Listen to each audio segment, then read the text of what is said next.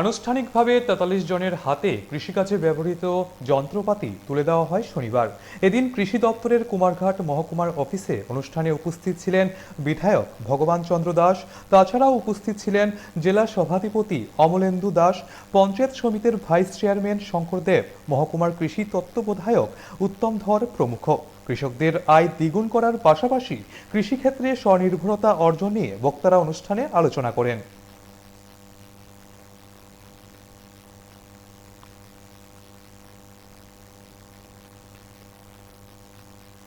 সে আহ্বান করেছেন per day 1 থেকে 1.5 লক্ষ টাকা পার ডে আম সেল হচ্ছে। আজকে থেকে হয়তো 15-16 দিন বা 20 দিন আগে ঘটনা, এখন হচ্ছে প্রতিদিন 1 থেকে 1.5 লক্ষ টাকা আম সেখানে বিক্রি হচ্ছে।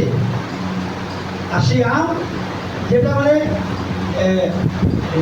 জার্মানি রয়েছে, সেখানে ব্রিড রয়েছে, ইতালিয়ান রয়েছে, বিভিন্ন কান্ট্রি।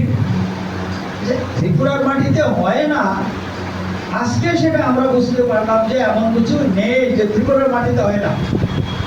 ত্রিপুরার মাটি সবকিছুর জন্য উর্বর রয়েছে, কিন্তু দুর্ভাগ্য আমাদের সেই উর্বর মাটিকে আমরা বিগত দিনে সেটাকে কাজে লাগাতে পারিনি।